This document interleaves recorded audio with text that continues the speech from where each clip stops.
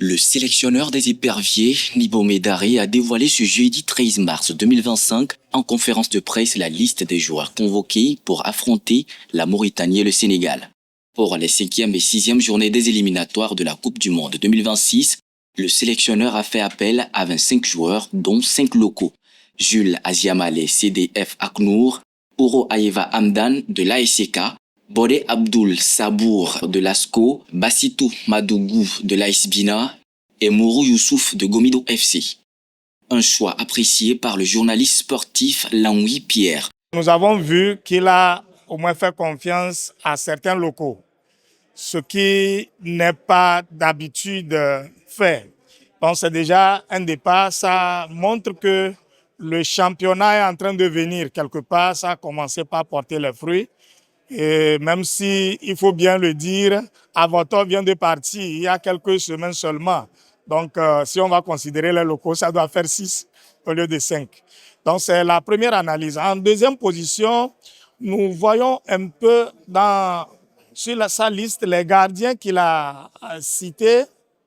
Il a privilégié un peu la jeunesse, à part Barcola. Nous voyons que Yaya Achraf est en train de faire des merveilles au niveau de la Côte d'Ivoire et il a fait confiance à ce jeune et je crois que c'est à justice. Il faut vraiment récompenser ce jeune qui a même sauvé un pénalty la fois dernière pour son club.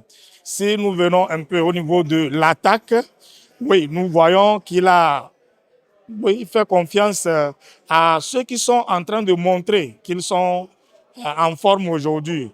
Yao Ano par ici, Denke par là, qui marquent but sur but dans leur club.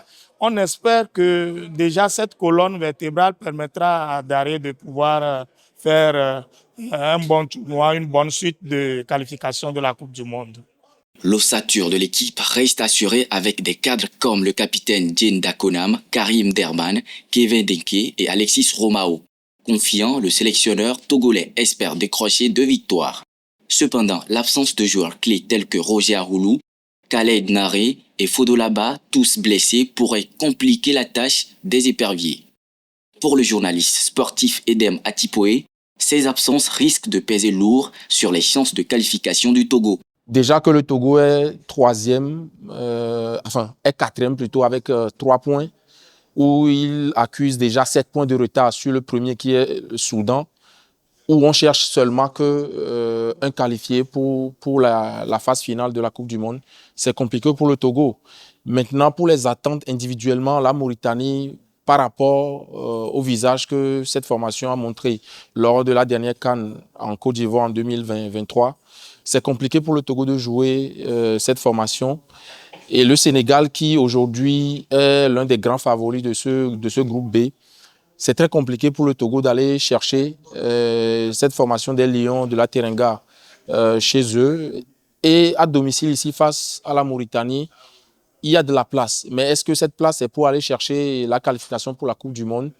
J'en doute fort parce que avoir déjà 7 points de retard à peut-être 3-4 journées de la fin, c'est compliqué pour le Togo. Et pour moi, il faut déjà jeter les bases des prochaines éliminatoires de la CAN 2027.